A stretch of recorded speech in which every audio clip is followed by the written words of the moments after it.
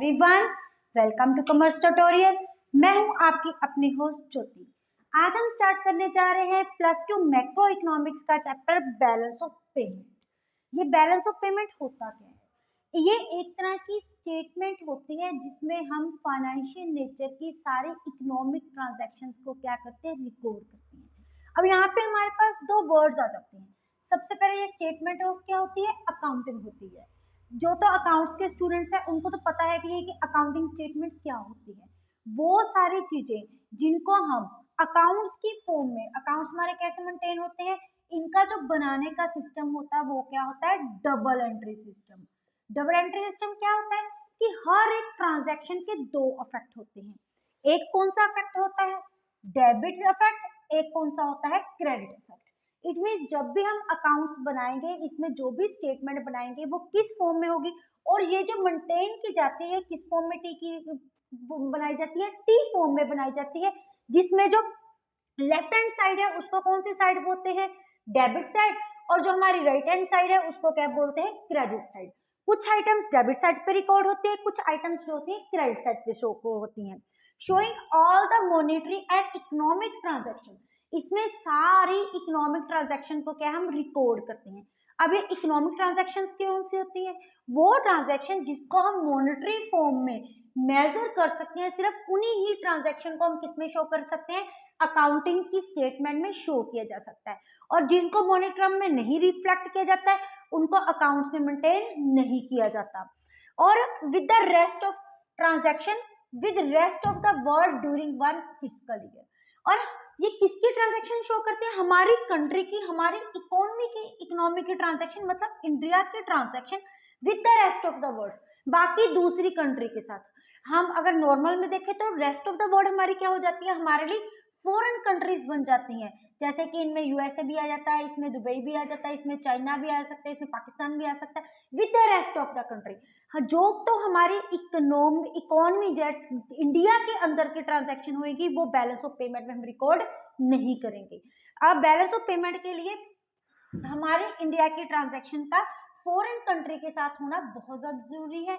During a fiscal year, एक fiscal year के साथ। अब ये फिस्कल ईयर कौन सा होता है, जो 1 अप्रैल को स्टार्ट होता है और 31 मार्च को जाके क्या होता है, कंप्लीट होता है।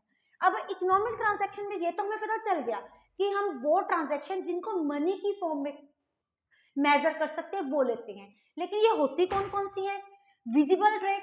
विजिबल ट्रेड मतलब विजिबल क्या जाती है, हमारी गुड्स, वो गुड्स विजिबल देखने वाली, जिनको हम देख भी सकते हैं, जिनको टच भी कर सकते हैं, जिनको छू भी सकते हैं। इनमें हमारी कंज्यूमर गुड्स और हमारी जो है कैपिटल गुड्स दोनों आती हैं। कंज्यूमर गुड्स कौन सी होती है, हमने नेशनल इनकम के बेसिक कंपोनेंट्स में देखा था, कंसेप्ट्स में देखा था कि कंज्यूमर गुड्स वो कंज्यूम की होती हैं जो कि फाइनल एंड यूजर के द्वारा कंज्यूम की जाती हैं। और कैपिटल गुड्स वो गुड्स होते हैं जो हमारी प्रोडक्शन में प्रोड्यूसर की हेल्प करती है फॉर द फर्दर प्रोडक्शन। इनमें हमारी क्या आती है, प्लांट एंड मशीनरी आ जाती है, बिल्डिंग आ जाती है, लैंड आती है। ये जो सारी की सारी गुड्स होती हैं वो किस में आती है, हमारी विजिबल ट्रेड का पार्ट होता है। चाहे कि ये कैपिटल गुड्स हमारे फिक्स्ड एसेट्स होते हैं, लेकिन फिर भी ये कौन सा पार्ट होता है, हमारे विजिबल गुड्स का, जिनको हम देख सकते हैं। इनविजिबल ट्रेड, इनविजिबल गुड्स कौन सी होती है, सर्विसेज जो कि हम देख नहीं सकते, वो इसमें सारी आ जाती हैं, जिनमें हमारी सारी की सारी क्या आती है, सर्विसेज आती हैं। अब ये जो हमारी सर्विसेज होती हैं ये हमारे 2 टाइप्स की होती हैं। एक होती है हमारी फैक्टर सर्विसेज, दूसरी तरफ हमारी कौन सी होती है, नॉन फैक्टर सर्विसेज। जब हमने कैलकुलेशन ऑफ नेशनल इनकम देखा था तो उसने इनकम एंड मेथड में देखा था, हमने एक कीवर्ड लर्न किया था, दैट इज एम्पायर। एम्पायर में ई का मतलब क्या था, कंपनसेशन ऑफ एम्प्लॉयज, एम का मतलब क्या था, मिक्स्ड इनकम, आई का मतलब क्या था, इंटरेस्ट, और पी का मतलब क्या था, प्रॉफिट। जो सर्विसेज हमें फैक्टर सर्विसेज, जो इनकम हमें फैक्टर सर्विसेज देने के हम जिसमें प्रोवाइड करते हैं उनको बोलते हैं फैक्टर सर्विसेज। जैसे कि इसमें कंपनसेशन ऑफ एम्प्लॉयज, इंटरेस्ट और प्रॉफिट, ये सारी हमारी कौन सी हो जाती है, फैक्टर सर्विसेज, क्योंकि इनमें हम कुछ ना कुछ अपनी फैक्टर की सर्विसेज प्रोवाइड करते हैं। और जैसे कंपनसेशन ऑफ एम्प्लॉयज लेबर को दिया जाता है, इंटरेस्ट इंटरप्रेन्योर को दिया जाता है, और प्रॉफिट किसको दिया जाता है, इंटरप्रेन्योर को, इंटरेस्ट किसको दिया जाता है, कैपिटल को। मिक्स्ड इनकम में हमारी क्या आती है थी, सारी सर्विसेज, किस किस की, services of doctor, service of teacher, banking service, insurance services, her type की सर्विसेज इसमें इंक्लूड होती हैं। मीन्स अपनी जो सर्विसेज दो टाइप्स की होती है, एक फैक्टर और एक non factor services. Then comes है सेल ऑफ रियल एसेट्स। अगर हम किसी भी रियल एसेट्स को सेल कर सकते हैं। रियल एसेट्स हमारे क्या आते हैं, यही सारे, ये जो हमारे रियल एसेट्स है, प्लांट एंड मशीनरी, बिल्डिंग वगैरह। और फाइनेंशियल एसेट, फाइनेंशियल एसेट जो जिनमें हम अपने इंस्ट्रूमेंट में फाइनेंशियल मार्केट में डील करते हैं, इनमें हमारे क्या आते हैं, शेयर, स्टॉक एंड बॉन्ड्स। ये तो होता है हमारी इकोनॉमिक ट्रांजैक्शन में क्या क्या इंक्लूड किया जाता है। इनमें टोटल हमारी क्या आती है, चार चीजें आ जाती हैं। एक है विजिबल ट्रेड, जिसमें हमारी गुड्स आ जाती है, गुड्स, कंज्यूमर गुड्स और कैपिटल गुड्स। इनविजिबल ट्रेड, जिसमें सारे के सारी सर्विसेज आ जाती हैं, factor services and non factor services. Sale of real asset, जो हमारे रियल कैपिटल स्टॉक होता है। And financial asset, financial asset जिनमें हम फाइनेंशियल म्यूचुअल फंड वगैरह में जाके डील करते हैं। उसके बाद ये एक जो हमारी स्टेटमेंट होती है, पहले अगर आप इसका स्क्रीनशॉट लेना चाहते हैं तो आप ले सकते हैं। ये जो हमारी होती है स्टेटमेंट, ये किस फॉर्म में होती है, एक टी फॉर्म में होती है। मैं आपको पहले ही बता चुकी हूँ, जो क्योंकि अकाउंटिंग की स्टेटमेंट है वो कुछ इस तरह की होती है। एक होती है उसकी डेबिट साइड, जो कि हमारी होती है लेफ्ट साइड, और एक हमारी होती है क्रेडिट साइड, जो कि होती है हमारी क्रेडिट राइट वाली साइड। जितनी भी हमारी रिसीप्ट्स हैं उसको हम किस साइड शो करते हैं, हम क्रेडिट साइड। रिसीप्ट सब होता क्या है, हमने गवर्नमेंट बजट के चैप्टर में भी देखा था, जहां जहां से हमारे पास पैसा आता है उसको हम क्या बोलते हैं, रिसीप्ट्स। इन अदर वर्ड्स इसको हम क्या बोलते हैं, कैश इनफ्लोज, जिस जिन वे से हमारे पास पैसा आता है। डेबिट साइड में हम अपने कैसा रहते हैं, आउटफ्लोज। आउटफ्लोज मतलब जहां जहां हमारा पैसा जाता है, और दूसरी तरफ हमारा क्या आता है, एक्सपेंडिचर। जैसे हम अब देखो, इंडिया का फॉरेन ट्रेड के साथ, फॉरेन कंट्री के साथ, रेस्ट ऑफ द वर्ल्ड के साथ डीलिंग हो रही है, तो डीलिंग किस फॉर्म में होगी, या तो एक्सपोर्ट के साथ या फिर इंपोर्ट के साथ। अगर हम बाहर सामान एक्सपोर्ट करेंगे तो हमारे पास क्या होएगा, कैश फ्लोज। तो इट मीन्स जितने भी हमारे एक्सपोर्ट हैं उसको हम कौन सी साइड शो करेंगे, क्रेडिट साइड। और जितनी भी हमारी इंपोर्ट है, इंपोर्ट का मतलब होता है बाहर से सामान मंगवाना, मतलब कि परचेज करना, उनको हम किस वाली साइड शो कर देंगे, हम डेबिट साइड शो करेंगे। क्योंकि एक्सपोर्ट के बाद हमारे पास क्या हो रहा है, कैश इनफ्लोज, और हमारे पास इंपोर्ट के साथ क्या करें, हम परचेजेस कर रहे हैं। एक छोटी सी बात को और ध्यान में रखना, अगर कोई फॉरेन टूरिस्ट, सपोज करो वो कोई भी फॉरेन से हमारे कोई भी टूरिस्ट आके हमारी इंडिया में, हमारे डोमेस्टिक कंट्री में आके विजिट कर रहा है, अगर वो यहाँ पे आके कुछ परचेजेस करता है तो इसको हम कोई भी एक्सपोर्ट नहीं मानेंगे। क्योंकि एक्सपोर्ट करने के लिए हमारी कंट्री की दूसरी कंट्री में goods through the official way transfer होनी बहुत ज्यादा क्या होती है, जरूरी होती है।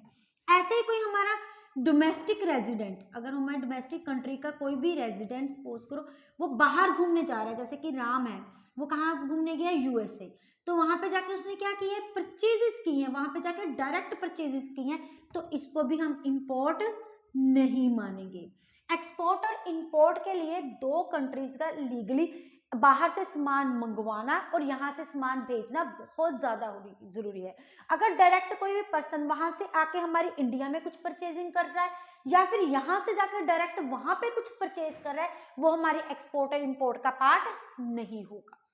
ये तो हमारा बेसिक मीनिंग है जो कि बैलेंस ऑफ पेमेंट के साथ रिलेटेड है। अगर आप इसका स्क्रीनशॉट लेना चाहते हैं तो ले सकते हैं। उसके बाद है हमारा components of balance of payment. Balance of payments के कितने कंपोनेंट्स होते हैं, बैलेंस ऑफ पेमेंट के हमारे मेन तीन कंपोनेंट्स होते हैं, current account, capital account and official reserve account. हम वन टर्न एक एक करके हम सबको देखते हैं। सबसे पहले करंट अकाउंट होता क्या है। करंट का हमें नॉर्मली पता है कि बैंक्स में दो टाइप्स के हमारे अकाउंट्स होते हैं। एक कौन सा होता है हमारा करंट अकाउंट, दूसरा कौन सा है फिक्स्ड अकाउंट। करंट के मीनिंग से ही क्लियर होता है वो अकाउंट जिसमें हम डे टू डे की ट्रांजैक्शंस करते हैं, उसको कौन सा अकाउंट बोलते हैं, करंट अकाउंट। और वो अकाउंट, इसका मतलब हमारी ना ही कोई एसेट्स पे कोई इफेक्ट पड़ता है, ना ही हमारी इकोनॉमी की लायबिलिटी पे कोई इफेक्ट पड़ता है। वो अकाउंट जिसका ना ही कोई एसेट्स पे और ना ही कोई लायबिलिटी पे इफेक्ट पड़ता है उसको हम क्या बोलते हैं, करंट अकाउंट। ये जो करंट अकाउंट है इसका नेट इफेक्ट हमारे किस पे पड़ता है, नेट इनकम पे। नेट इनकम जो कि हमारे किसके साथ रिलेटेड होती है, डे टू डे ट्रांजैक्शंस के साथ रिलेटेड होती है। वो सारी चीजें किस में आती है, हमारी करंट अकाउंट। इसके फर्दर कितने पार्ट्स हैं, सबसे पहले हमारे आती है गुड्स। यहाँ पे हम गुड्स किसकी बात कर रहे हैं, विजिबल गुड्स। विजिबल गुड्स अभी हम देख के आते हैं कि विजिबल गुड्स वो गुड्स होती हैं जिनको हम टेंजिबल होते हैं, जिनको हम छू सकते हैं और जिनको हम देख सकते हैं। इसमें हमारी 2 टाइप्स ऑफ गुड्स आ जाती हैं। एक तो हमने देखी थी, एक हमारी कौन सी होती है, कंज्यूमर गुड्स, दूसरी हमारे पास कौन सी होती है, कैपिटल गुड्स। इनके बारे में हम concepts of national income basic concept में डिटेल में डिस्कशन कर चुके हैं। अगर आप देखना चाहते हो तो प्ले लिस्ट में जाके आप चेक कर सकते हो। सेकंड आती है हमारी सर्विसेज। सर्विसेज क्या होती हैं, जो कि इंटेंजिबल होती हैं। इंटेंजिबल होते हैं जिनको हम देख नहीं सकते, जिनको सिर्फ और सिर्फ क्या किया जाता है, फील किया जाता है। ये फर्दर 2 टाइप्स की होती हैं। अभी हम करके हटे हैं, कौन कौन सी होती हैं। एक तो हमारी होती है फैक्टर, एक हमारी होती है नॉन फैक्टर। फैक्टर में कौन सी आ जाती है, जिनके लिए हम कोई ना कोई फैक्टर सर्विसेज प्रोवाइड करते हैं। एक इनमें क्या आता है, कंपनसेशन ऑफ एम्प्लॉयज, एक था हमारा इंटरेस्ट और एक हमारा क्या था, प्रॉफिट। और इसमें हम रेंट रिसीव्ड भी हमारा होता है।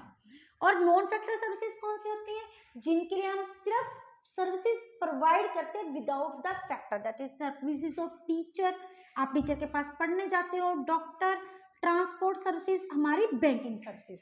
नेक्स्ट, और गुड्स को हम एक और नाम से जानते हैं, दैट इज मर्केंडाइज। उसके बाद आती है हमारी करंट ट्रांसफर। अब ये करंट ट्रांसफर क्या होती है, वो ट्रांसफर जिसमें हम सिर्फ एक और एक पार्टी ही इन्वॉल्व होती है। अब नॉर्मली एक्सचेंज के लिए बार्टर सिस्टम में क्या होता है या मॉनेटरी सिस्टम में क्या होता है, 2 पार्टीज इन्वॉल्व होती हैं, एक ने गुड्स दी और दूसरे ने कैसे लिए, पैसे ले लिए। एक ने कुछ दिया, उसको बार्टर सिस्टम में क्या होता है, एक ने राइस दिया और दूसरे ने क्या लिया, व्हीट दे लिया। लेकिन करंट ट्रांसफर वो होती है जिसमें सिर्फ एक ही पार्टी की तरफ से क्या होती है, ट्रांसफर होती है। जैसे कि गिफ्ट हो गया, अब मैं अपने फ्रेंड के बर्थडे पार्टी वहां पे जा रही हूँ तो गिफ्ट सिर्फ मैं दे रही हूँ, उसके बदले में कुछ नहीं मिल रहा है, कोई डोनेशन प्रोवाइड की जा रही है, कोई सब्सिडी प्रोवाइड की जा रही है, सिर्फ इसमें एक ही पार्टी इन्वॉल्व होती है, दूसरी पार्टी जो सामने वाली है उनकी तरफ से कोई भी इन्वॉल्वमेंट नहीं होती।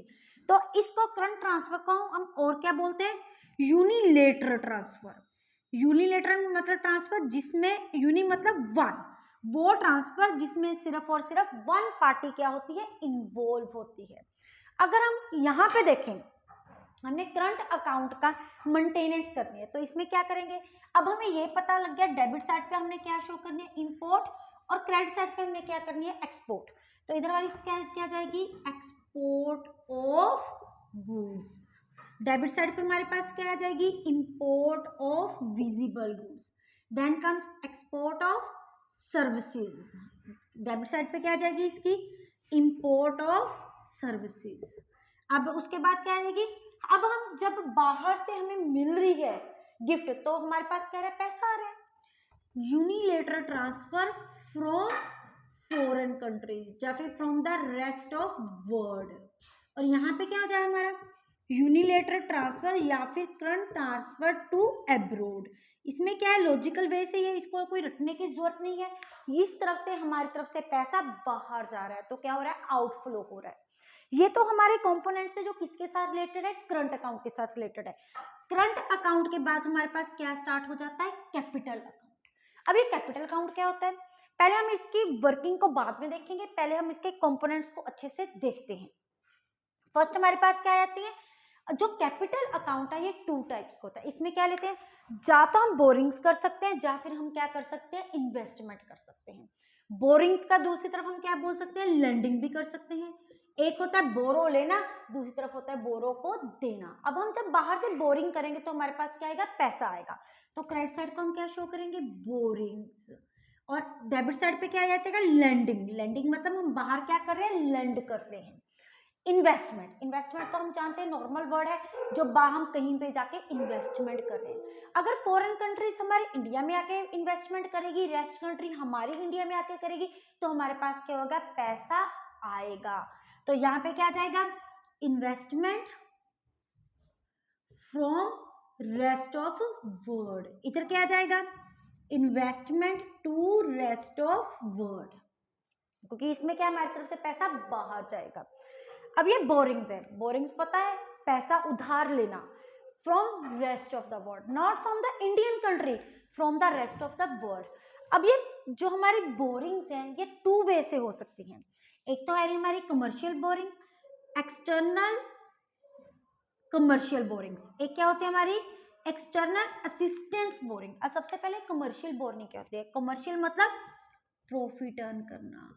वो बोरिंग जो मेनली प्रॉफिट अर्न के लिए की जाती है उनको क्या बोलते हैं? Commercial boring.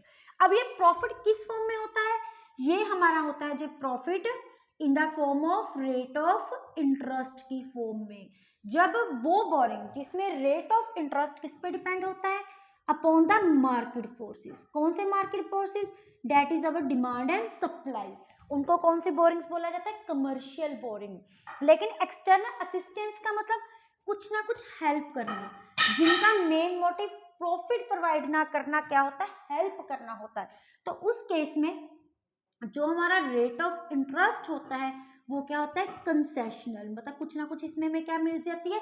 कंसेशन मिल जाती है from the foreign countries, from the rest of the world. Second है हमारे पास इन्वेस्टमेंट। अब लैंडिंग, अगर पैसा बाहर दे रहे हैं तो वो क्या हो जाएगी? लैंडिंग। अगर वो कमर्शियल असिस्टेंस है तो वो किस फॉर्म में हो जाएगी? मार्केट फोर्सेस में रूप में। अदरवाइज किस में हो जाएगी? कंसेशन की फॉर्म में।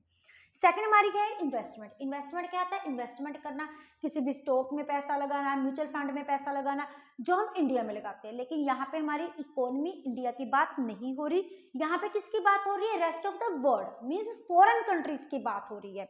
अब ये जो इन्वेस्टमेंट है ये दो फॉर्म में होती है। Foreign direct investment, that is foreign direct investment. FII means foreign institutional investment. अब ये होती क्या है? डायरेक्ट का मतलब डायरेक्ट, जब हम डायरेक्ट पैसा किसी वहां पे जाके कोई कंपनी खोल लेते हैं, जब वहां फॉरेन कंट्री जाके यहाँ पे कोई कंपनी खोल रही है, जैसे कि MNC आजकल बहुत ज्यादा पाए जा रहे हैं, जो कि डायरेक्ट आके हमारे यहाँ पे क्या है? पूरी पूरी लैंड खरीद रहे हैं, पूरे पूरे बिजनेस खरीद रहे हैं, जैसे कि मैकडोनल्ड वाले हो गए। तो ये क्या होती है? हमारी फॉरेन डायरेक्ट इन्वेस्टमेंट। वो यहाँ पे आके, यहाँ का ये नेगेटिव पॉइंट ये है कि वो हमारी कंट्री के क्या बन जाते हैं? ओनर बन जाते हैं, वो यहाँ के शेयर होल्डर्स बन जाते हैं और उन्हें उनके अंडर क्या करना पड़ता है? काम करना पड़ता है। दूसरी क्या है? Foreign institution investment. ये क्या होते हैं? वो इन्वेस्टमेंट तो करते हैं लेकिन वो किस में करते हैं? In the terms of stock, bonds या फिर शेयर्स की फॉर्म में। इन्वेस्टमेंट दोनों वे में हो रही है, लेकिन डायरेक्ट इन्वेस्टमेंट में ये है कि वो यहाँ पे आके हमारी इंडिया के ओनर्स बन जाते हैं, डायरेक्ट यहाँ के शेयर होल्डर्स बन जाते हैं। लेकिन यहाँ पे ऐसी ओनर वाली कोई भी बात नहीं होती। अब फॉरेन इन्वेस्टमेंट को हम, और इंस्टीट्यूशन इन्वेस्टमेंट को हम और किस नाम से जानते हैं? Portfolio investment. ये तो थे इनके बेसिक कंसेप्ट जो कि इसके साथ रिलेटेड थे। थर्ड आता हमारा ऑफिशियल रिजर्व। ऑफिशियल रिजर्व को स्टडी करने के लिए पहले हमें इन अकाउंट को प्रॉपर वे से स्टडी करना बहुत जरूरी है। अगर उससे पहले आप इसका स्क्रीनशॉट लेना चाहते तो आप ले सकते हैं। अब हम देखेंगे इसको सभी को इरेज करके हम दोबारा से इसको स्टडी करते हैं। एक मिनट। हाँ जी, यहाँ पे हम देख लिया। अब ये जो क्या होता है, हमारा जो बैलेंस ऑफ पेमेंट है, ये यहाँ पे थे हमारी आउटफ्लोज, यहाँ पे हमारी क्या थी? रिसीप्ट्स और इनफ्लोज। हमारे यहाँ पे क्या बेसिक लॉजिक है कि जो हमारा बैलेंस ऑफ पेमेंट है, इसकी जो इक्विलिब्रियम की कंडीशन है, इसके हमारे मेनली 3 पार्ट्स होते हैं। एक होता है बैलेंस ऑफ ट्रेड, एक होता है हमारा करंट अकाउंट, तीसरा हो जाता है हमारा कैपिटल अकाउंट। एक होता है हमारा कैपिटल अकाउंट। सबसे पहले बैलेंस ऑफ ट्रेड। ट्रेड का मतलब क्या होता है? गुड्स, वो जिसमें हम सिर्फ गुड्स को लेते हैं, विजिबल गुड्स। गुड्स कौन से होते हैं? हमारी विजिबल गुड्स का जब हम ट्रेड निकालते हैं तो उसको हम क्या बोलते हैं? Balance of trade. इसमें हमारी क्या आती है? Export and import of the goods. Only first point, A point, इसमें क्या करते हैं? हम टेक इनटू अकाउंट करते हैं। अब ट्रेड करने के लिए अगर हम, ये क्या होता है? डिफरेंस होता है। किसका होता है? एक्सपोर्ट और इंपोर्ट का। एक्स हम किसके लिए यूज करते हैं इकोनॉमिक्स में? वर्ड एक्सपोर्ट के लिए। और एम वर्ड किसके लिए यूज किया जाता है? हमारा इंपोर्ट के लिए। जब हम एक्सपोर्ट ऑफ गुड्स और एक्सपोर्ट ऑफ विजिबल गुड्स और इंपोर्ट ऑफ विजिबल गुड्स का डिफरेंस निकालते हैं तो इसको हम क्या बोलेंगे? Balance of trade. अब ये ट्रेड 3 टाइप्स का होता है। एक होती है हमारी बैलेंस की कंडीशन, बैलेंस BOT।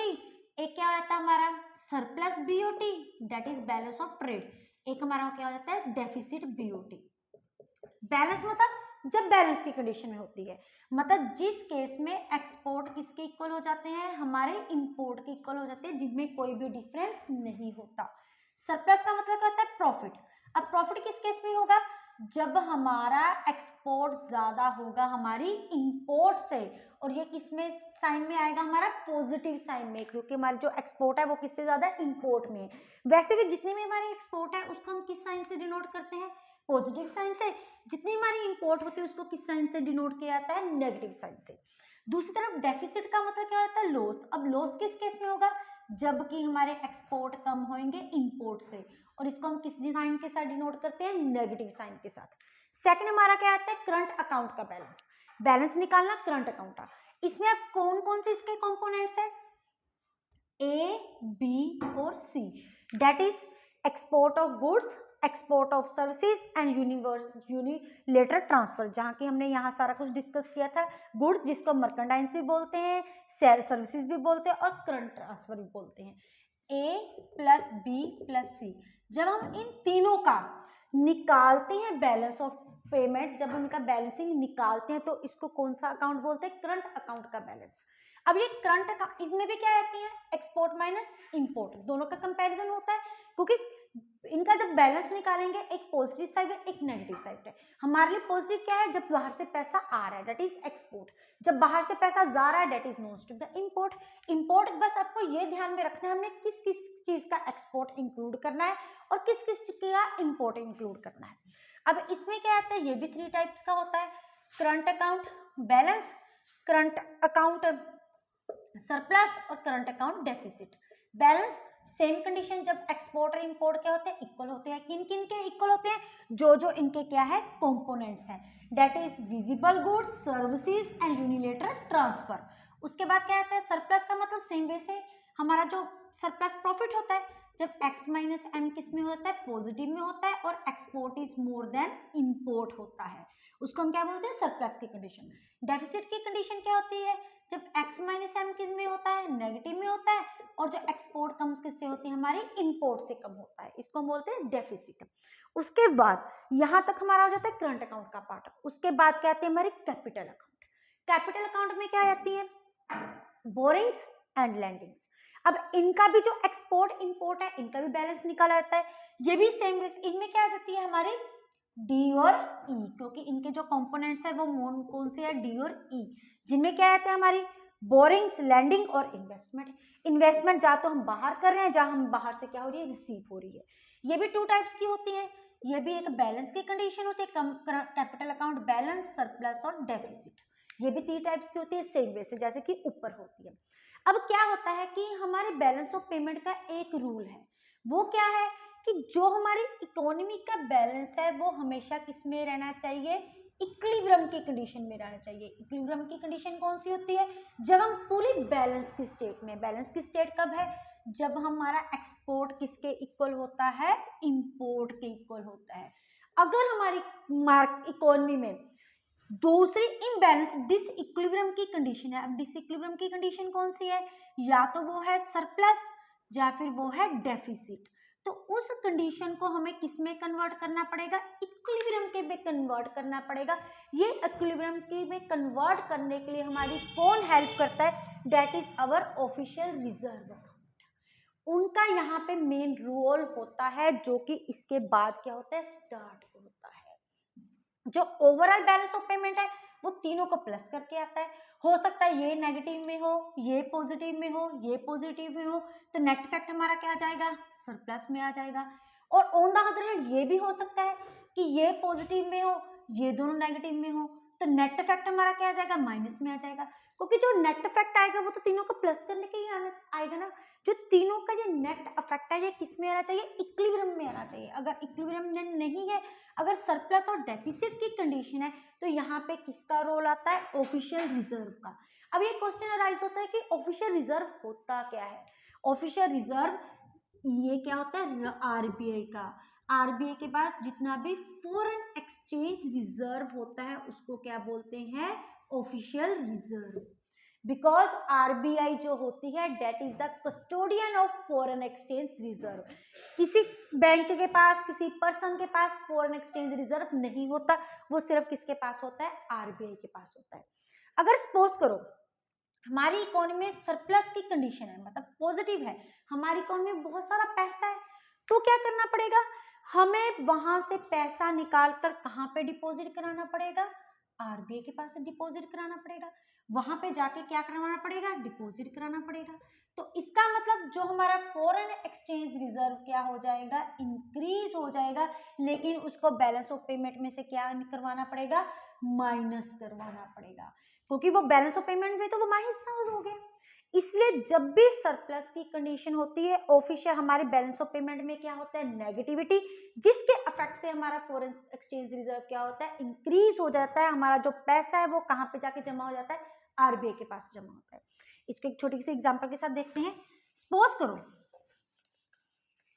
एक छोटी सी एग्जांपल लेते हैं इसको सॉर्ट आउट करने के लिए। सपोज करो हमारा बैलेंस ऑफ ट्रेड कितना है, 100 प्लस 100, लेकिन करंट अकाउंट का कितना बैलेंस है, -400, और कैपिटल अकाउंट का हमारा बैलेंस कितना है, 500। तो हमारा टोटल बीओपी क्या हो गया, टोटल बीओपी तो तीनों को प्लस करके बनेगा, 100 प्लस माइनस 400 प्लस क्या हो गया 500, प्लस माइनस क्या होते हैं माइनस, ये हो गया 6 माइनस 2 200। 200 हमारे पास क्या है, सरप्लस पड़ा है, हमारे पास ज्यादा पैसा पड़ा है, लेकिन हमने क्या कराना है, हमारी तो बीओपी की कंडीशन है वो क्या होनी चाहिए, इक्विलिब्रियम की कंडीशन में। तो यहाँ पे क्या आएगा, आरबीआई आएगा, क्योंकि सिर्फ और सिर्फ यहाँ पे पैसा, यहाँ से पैसा निकाल के जो सरप्लस है यहाँ पे क्या हो जाएगा, माइनस साइन, और यहाँ से जाके क्या होगा, इंक्रीज इन ऑफिशियल रिजर्व, क्योंकि वो यहाँ पे जाके इंक्रीज करेगा, यहाँ पे जाके होकर जाएगा प्लस। तो ये इसका नेट इफेक्ट क्या होता है, increase in official reserve, denote इसको किसके साथ करते हैं, माइनस साइन के साथ करते हैं। दूसरी तरफ सपोज करो हमारी जो टोटल बीओपी है उसकी क्या कंडीशन है, 200 प्लस 300 एंड -700, ये क्या आ गया, अब -200, ये कौन सी होगी, डेफिसिट की कंडीशन। लेकिन हमें क्या चाहिए, हमें तो आरबीआई ने, हमारे तो बैलेंस ऑफ पेमेंट है, जो बैलेंस ऑफ पेमेंट है वो किसमें चाहिए, इक्विलिब्रियम में। तो हम क्या करेंगे, हम आरबीआई को बोलेंगे आप पैसा हमें क्या दे दो, अपने पास दे दो। तो यहाँ पे क्या होएगा, पैसा हम क्या करेंगे, विड्रॉ करेंगे, कहाँ में से करेंगे, आरबीआई में से करेंगे। तो यही रीजन है, तो ऑफिशियल रिजर्व क्या हो जाएगा, जाके कम हो जाएगा, और इसको हम किस में डिनोट करते हैं, प्लस सिंबल के साथ, क्योंकि ये हमारा कहाँ पे जाके प्लस होएगा, हमारे बीओपी को सेटल करने के लिए हम क्या करेंगे, इसमें जाके प्लस कर देंगे ताकि ये क्या हो जाए, जीरो हो जाए। लेकिन ये जो ऑफिशियल रिजर्व है इसको अलग कंपोनेंट के अंदर नहीं शो किया जाता, ये किसका पार्ट माना जाता है, हमारे कैपिटल अकाउंट का ही पार्ट माना जाता है, इसको अलग से शो नहीं किया जाता। ये तो था टॉपिक, अगर आप इसका स्क्रीनशॉट लेना चाहते हैं तो ले सकते हैं। उसके बाद एक छोटा सा टॉपिक इस चैप्टर में हो रहता है, वो क्या होता है, हमारी अकोमोडेटिंग एंड ऑटोनोमस आइटम। ये ऑटोनोमस आइटम्स और अकोमोडेटेड आइटम्स कौन सी होती हैं। अब ये देखो, ये भी जो है ये इनके साथ ही रिलेटेड है कि ये आइटम्स कौन सी होती हैं।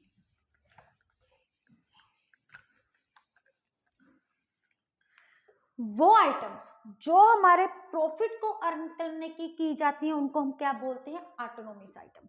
अब यहाँ पे देखें कौन सी आइटम है जो कि हमारी प्रॉफिट अर्न करने के लिए की जाती है, ये भी हम सारा कुछ, जितनी भी हमारी करंट अकाउंट की आइटम्स प्लस जितनी भी हमारी बोरिंग और लैंडिंग होती हैं, जितनी भी हमारी कैपिटल अकाउंट के दूसरे ये सारे कंपोनेंट्स जो भी होते हैं, ये कौन सी हो जाती है, हमारी ऑटोनोमस आइटम्स।